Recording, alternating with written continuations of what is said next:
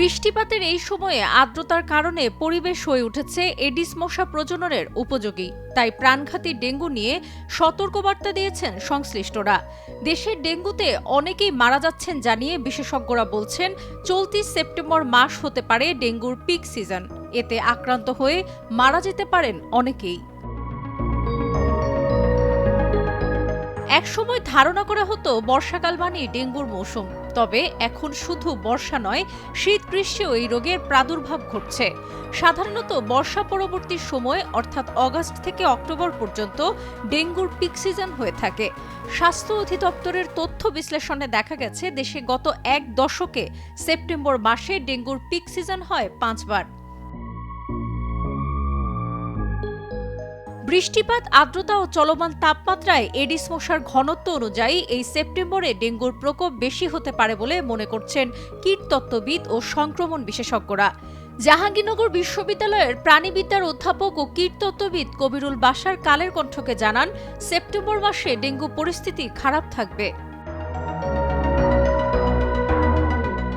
অগাস্টে বর্ষাকালীন জরিপে ঢাকায় এডিস মশার লার্ভার ঘনত্ব গড়ে ছিল 20% ওপরে, সর্বোচ্চ ছিল 70%।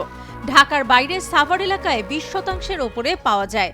চট্টগ্রাম, কক্সবাজার, খুলনা ও বরিশালে ডেঙ্গুর সংক্রমণ বেড়েছে। অর্থাৎ এই জেলাগুলোর যেসব এলাকায় এডিস মশা ও রোগী আছে, সেখানে ডেঙ্গু রোগী বাড়বে। গত বছর ডেঙ্গু সংক্রমণ ও মৃত্যু ছিল দেশের ইতিহাসের সবচেয়ে বেশি। ওই বছর অগাস্টে বর্ষাকালীন জরিপে ঢাকা উত্তর সিটির 75% এলাকায় এডিস মশার লার্ভার ঘনত্ব 20%-এর বেশি ছিল। দক্ষিণ সিটির 19% এলাকায় বিআই-এর পরিমাণ 20-এর বেশি। সেই তুলনায় এবার বর্ষা জরিপে মশার লার্ভা বেশি পাওয়া গেছে। তবে ভরা বর্ষায় মশার লার্ভা একটু বেশি পাওয়া যায়।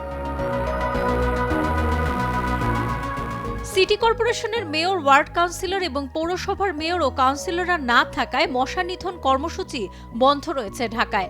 স্বাস্থ্য অধিদপ্তরের হেলথ ইমার্জেন্সি অপারেশন সেন্টারের তথ্য মতে, চলতি বছরে এ পর্যন্ত ডেঙ্গুতে আক্রান্ত হয়েছে 13,608 জন। এর মধ্যে মারা গেছে 87 জন। এর আগে গত বছরে একই সময়ে ডেঙ্গুতে আক্রান্ত হয়েছিল 1,27,694 জন এবং মৃত্যু হয়েছিল 618 জনের। অর্থাৎ গত বছরের তুলনায় আক্রান্ত কমেছে 90%, মৃত্যু 85%।